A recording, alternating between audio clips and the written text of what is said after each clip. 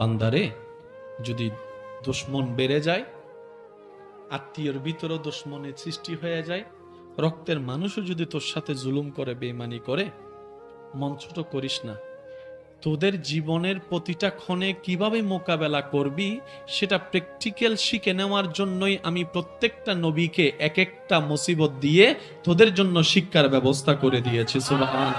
তাকে বান্দারে, কখনোই নিরাশ হইস না, কখনোই মন ছোট করিস না, কখনোই মন খারাপ করিস না, কখনোই হতাশ হইস না, কখনোই নিজেকে অবাগা মনে করিস না, কখনোই নিজেকে বেসাহারা মনে করিস না, কখনোই নিজেকে বর্ষাহারা মনে করিস না।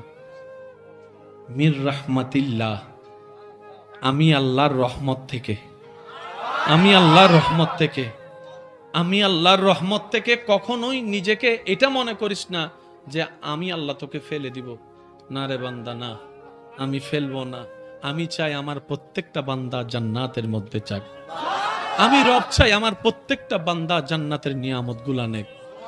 আমি চাই আমার প্রত্যেকটা বান্দা জান্নাতের মধ্যে নাজ নিয়ামতে ভরপুর হয়ে সেই নিয়ামত যা আমি সৃষ্টি করেছি আমার বান্দাদের জন্য সব তারা নেক। এটা আমি রবের চাওয়া। লা তাকনাতু মির রাহমাতিল্লাহ। বান্দারে, জীবন চলার পথে যদি অভাব পড়স, কারো কাছে ভিক্ষার হাত পাতিস না।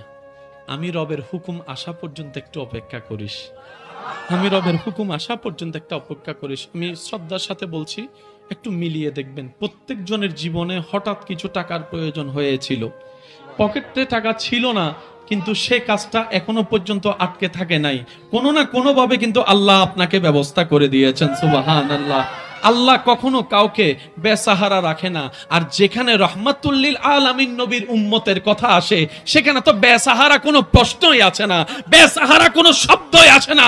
রব্বুল আলামিন বলে, আমি অন্য নবীর উম্মতের জন্য যতটুক দয়াবান, তোদের জন্য তার চাইতে আরো বেশি দয়াবান। রব বলে, লা তাকনাতু মিন রাহমাতিল্লাহ। ও আমার বান্দারে, ওই অভাবে পড়লে এত বেশি নিরাশ হইস না, আমার হুকুমের অপেক্ষা করিস। অসুস্থ হলে এত বেশি ঘাবড়াই যাস না, আমি আল্লাহর নির্দেশের অপেক্ষা করিস। তোদের উপর যখন আপনরা বেশি কষ্ট করবে, কষ্ট দিবে, জুলুম করবে, ইউসুফ নবীর জীবনীটা একটু খেয়াল করিস। ইউসুফ নবীর জীবনীটা একটু খেয়াল করিস।